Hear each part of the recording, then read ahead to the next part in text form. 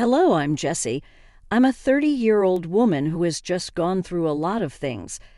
I like to think that I'm a little too naive, which is why I ignore the signs of bad things happening right under my nose. My case in point is this story. Thankfully, I have wonderful people in my life who were there to vindicate me when I can't do it myself. But first, let me give you a little introduction to my ex-husband, Logan, and ex-best friend, Dia. Dia and I had been friends since high school. I was your typical nerd who struggled to socialize, and Dia was our high school's prettiest girl who hated the attention she got, although I did know that she actually did love it. Anyway, she took a big liking to me for some reason, and we began to hang out a lot after school and ended up getting really close. We attended different colleges, but were still only a couple of hours away, so we made it a point to meet up every other weekend. When we graduated, we moved back to our hometown and found work there. We were back to hanging out almost every day. Once again, she was my best friend, someone I thought I could trust my life with. I met Logan when I was 24 years old. We met thanks to a mutual friend, and we hoped to click. Well, his personality was something I had always loved. He was like sunshine, and he had this wonderful laugh that I adored. I learned to like people's personalities before their looks because I had been exposed to enough pretty people to know what they were actually like. Logan and I dated for about 2.5 years before deciding to tie the knot. Our wedding was an amazing event, at least for me.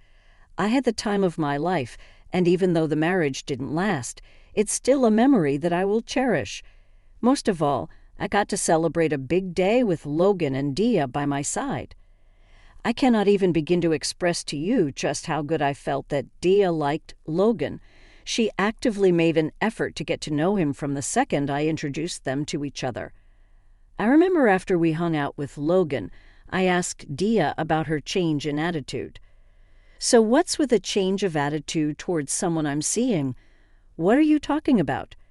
Don't be coy. You and I both know that you actually made an effort to get to know him. You asked him questions that I hadn't even asked him yet. Can you blame me? Look at him. You bagged the looker. Oh, should I be worried that you might try to steal him? No, I'm just kidding. But seriously, that is one handsome man, and he has a great personality. Yeah, if I'm being honest, I don't even care much for his looks. His personality is what drew me in. Shut up. There's no way you look past how good he looks. No, I'm serious. He's just super charming and easy to be around with. To me, the looks are just a bonus. Dan, that must be why he likes you so much. Because if it were me in your place, his personality would not matter. At the time, I obviously did not think it was odd, because if I did, I would have spoken up about it. I just felt happy that she felt good about my new relationship. Besides, her friendship with Logan only got better as time went on. Logan and Dia always had a great friendship. They got along super well, and it always made my heart feel full. I loved seeing both of them play around, especially because Dia never approved of any of my past relationships. Logan, Dia, and I would hang out pretty often. When Logan and I moved in together after about 2 years of dating, Dia was over at our place more often than not. But that never bothered me, and Logan seemed to be having a good time, so I let it be. There would be times when I came back home from a long day of work only to see Dia and Logan chilling together on our couch, watching a show. They were also very physically affectionate with each other, which once again I did not see as an issue because I was someone who was super physically affectionate, and I actively looked out for people like me to befriend. I'm saying all of this only because I want to share just how blindsided I was by what I found out. All this happened around 7 months after I got married. It was like any regular day. I came back home pretty late from work because we were working on a big project. I saw Dia's car parked in the parking lot and knew she was there. I was glad she was there because I knew that she compensated for being over so much by cooking for us all, and I was starving that day. When I walked into our place, I was greeted with darkness that was not normal because there was always at least light coming in from the TV. I saw a light coming out of our bedroom from the gap under the door. That confused me even more. Why were they in our bedroom? We never hung out there unless it was all three of us together. You want to know how much I trusted them? Even in the moment when I was confused about why they were both in the bedroom, not once did I think that they were sleeping together. I carefully opened the bedroom door, thinking they might have fallen asleep while waiting for me, but instead I saw both of them sleeping together. They were in the middle of it, and I just froze outside the room as I watched what was happening. I didn't even know what to think of at that moment. All I remember from then was feeling bile rising in my throat and my stomach falling. I don't know when I shut the door and went to sit in the living room or how long they took to get done. Because I had become so numb to everything around me, I only came back down to reality when I heard Dia exclaim in surprise after walking out of the bedroom to see me. "Oh, you're back, Jessie. Honey, you're back. Tough day at work, huh?" "Yeah, what were you guys doing in there?" "Oh, nothing really. Just took a nap. How long have you been back?" Stop pounding her. Why don't we get our hard-working doll some food? Daya made some amazing orange chicken, your favorite." "Not hungry, but I've been back for a while." "How long is a while long enough to be curious and wander into the bedroom?" "Saw you guys napping and walked out." "Listen, Jess, it's not what you think. It's not my best friend and husband betraying me and sleeping with each other. I'm sorry, it just happened. I mean, you're always away working, and I guess Logan, and I got lonely." "Yeah, and I mean, I'm super grateful for all that you do, especially because you're essentially earning the most here. But I guess I got a little too lonely and gave in to temptation. You know what? I can't deal with either of you." Listening to them talk only made me feel worse. They were saying they were sorry, but their tones had no apology in them, and neither did their faces. It was as if they were doing it only because I had the money that they needed. I knew that staying there any longer would only lead to either me yelling at them or crying or doing both, which was unacceptable because that would show them just how vulnerable they made me feel. I got into my car and drove around for a little while. I got myself some food even though my hunger had long gone away. I felt empty on the inside and I needed to fill it up with something, so food was my best option. I ate until I couldn't breathe, and then I drove over to my mother's place. I knew if there was one person who would never betray me, it was her. She was understandably surprised to see me standing at her door. She lived about 2 hours away from me, and it was nearly midnight by the time I got there. She let me in and prepared a cup of hot chocolate for both of us. She must have felt that something was seriously wrong. She handed me my cup and sat down in front of me. We sat there in silence for a while before she finally broke it.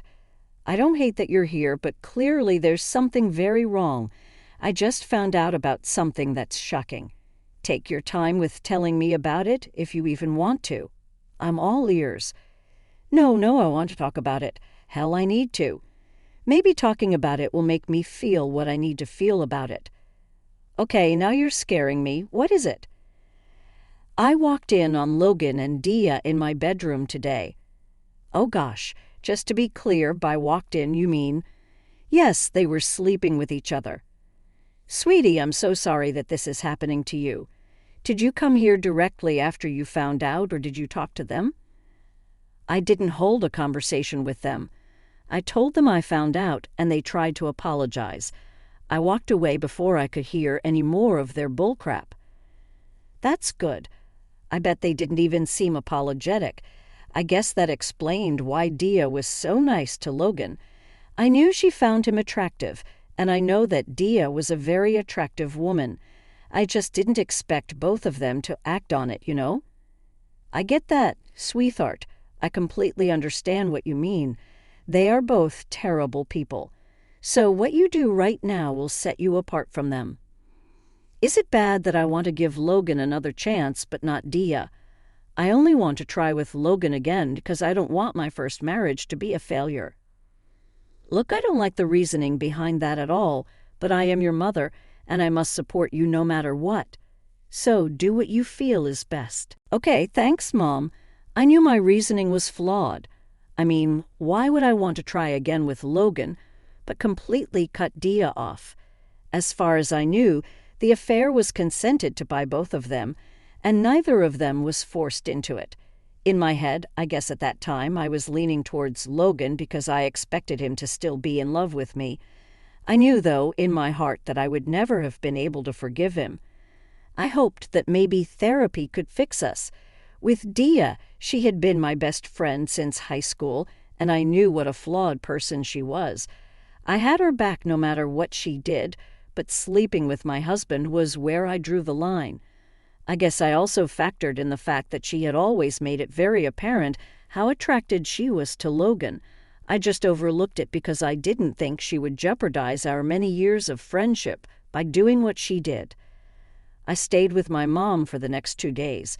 Logan and Dia kept trying to get in touch with me, but I ignored all their calls and texts. I guess Dia must have told our mutual friends something because they started calling me too. I took a week off from work just so I wouldn't get contacted for anything through them. When I felt ready to finally go home, my mom wished me luck. I hugged her goodbye and mentally prepared myself to face the storm. I tried to drive as slowly as I could just to delay confronting my reality, but eventually I reached home. I saw that Daya's car was still parked in the same place that it was 2 days ago.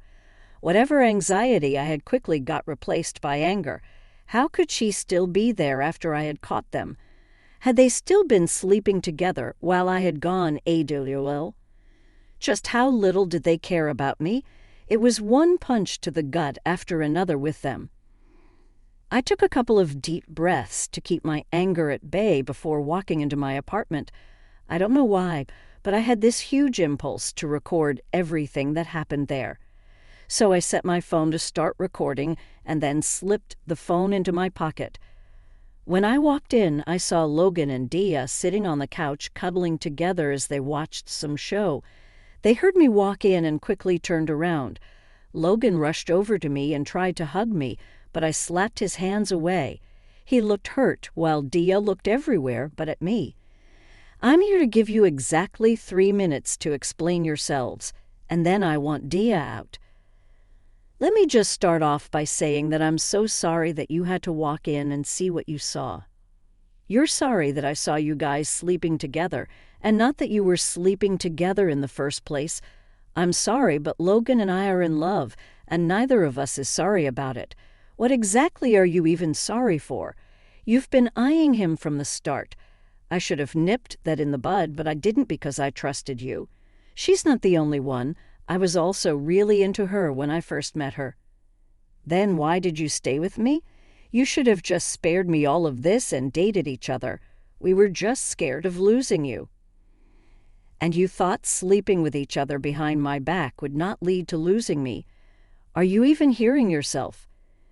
I don't know what else to say, Jess. I love her, and I can't ignore that anymore. I've been meaning to ask you for a while about getting a divorce, so it was really very unfortunate that you walked in on us. You wanted to ask me for a while, Logan. We've only been married for 7 months. Since when have you been wanting a divorce? How long have you guys been sleeping together? We've been sleeping together for about a year, and I wanted a divorce pretty much right after we got married. I just felt bad about marrying you and then immediately asking to leave. Oh, wow. So you were never really even planning on making things better between us? I'm afraid I can't, because I'm pregnant. I'm sorry. Is that supposed to make me happy? Happy? I mean, we always dreamed of raising each other's kids. That was before you went behind my back and slept with my husband. You're dead to me. Don't be that way, Jess. We were waiting for you to come back just to tell you that we're getting married next month. And before you say anything, all our stuff is packed, and we'll be out of your hair soon. I still think of you as my best friend, Jess. Please come to the wedding if you can. Go to hell, the both of you. I did not expect my anger to spill out like that, but they were literally just dealing me blow after blow. Every word they said was another punch to the gut. They had been going behind my back for over a year. All my plans to make things right flew out the window because I was never loved enough to try, and Daita's audacity to even think that. I wanted to be her friend, and her invitation to her wedding was so enraging that, at that moment, all I wanted to do was punch a wall. I watched both of them hold on to each other, and I felt my heart break. How could they have done that to me? If Logan had just told me beforehand, I would have stepped away and let them be with each other. Why did they lead me on for so long, only to break me in the worst way possible? I walked into the bedroom and locked it behind me. I felt numb and empty on the inside. I was so tired from the drive and the conversation with Logan and Dia that I didn't even have the energy to cry. I just fell asleep. When I woke up the next morning, I walked out of the room into an empty apartment safe for my cat. That was what broke me. That marked the end of a chapter in my life. I was grateful that my landlord was gracious and empathetic enough to let me break my lease. I wanted to move away from everything that reminded me of both of them. I packed all my things up and moved into my mom's place. It felt like a major downgrade to go back to living with my parents, but it was what was best for me. I knew I needed all the emotional support I could get, especially because the two people I had counted on had been the ones to betray me. I got into therapy and threw myself into work to distract myself from all my sadness and hurt, and over the next 3 years I began to finally heal. I got a great promotion at work, and I was a lot richer than I was before. However, every once in a while, a mutual friend would call me and ask me how things were going, and it would reopen old wounds. But that was bearable. My mom had been my rock through it all and insisted I live with her, which was why I did. And then one day I got a call from Logan's mom, Ka. I was confused and concerned about why she was calling me. We had only met a handful of times, but the few times we met, she seemed like a lovely woman. I was cautious about picking up the call, but I did it anyway. "Hello, Jessie?" "Yes, speaking."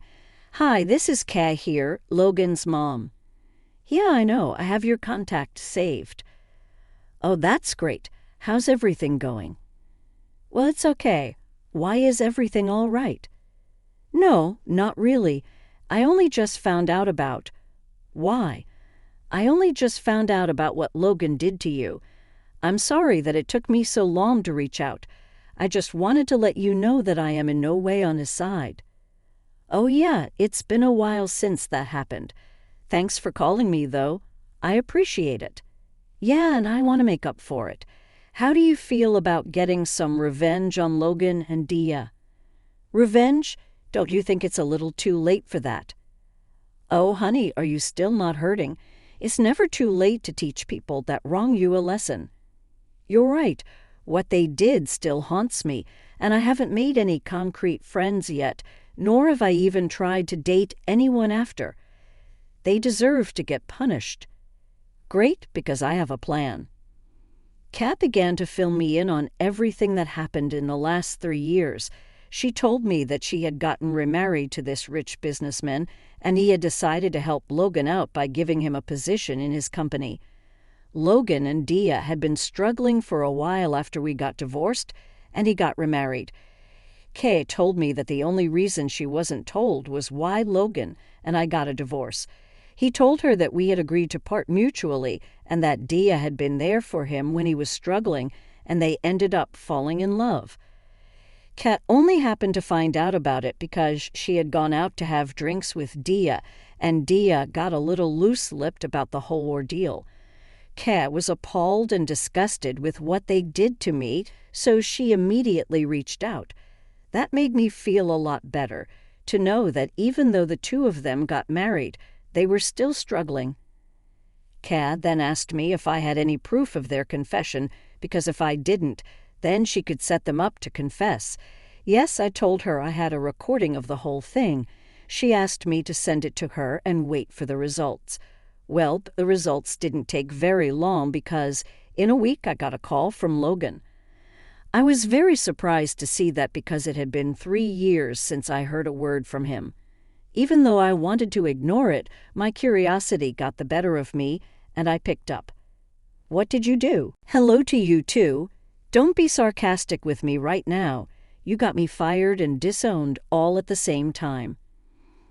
"Oh, is that why your mom called me? You recorded our conversation and kept it for so long. What kind of a freak are you?" "Not as much of a freak as you, apparently. How did you even get fired?" "My stepdad is a big stickler for morals and ethics, and when he found out, he wanted nothing to do with me, and neither did my mom." "Oof, that's tough. It's been 3 years, and you couldn't even let it go. You had to go and ruin everything for me right now." "I didn't do any of that. Dia went drinking with your mom and spilled. Blame your wife and not me. I'm glad you got what you deserve, though. Enjoy your life, Logan. Bye." I couldn't believe how Tay had gone against her own son. She really did mean it when she said that she was on my side. I obviously called her to thank her for what she did after that, and she told me that her husband had made such a big deal about it in front of all his staff just so Logan would feel humiliated. Knowing that made me feel so much better. It made me feel good that no matter how much bad stuff someone does to you, it'll come back to bite them. I found out through Kay later on that Logan and Dia had gotten into a huge fight after I told him that she had been the one who slipped up, and now they're living separately. Whatever happens to them, they deserve it. The best thing that came out of all that pain was that I gained the support of 2 incredibly strong women, my mother and my ex-mother-in-law. I know that my relationship with both of them will only strengthen from here on out, and I can't wait to see what lies ahead.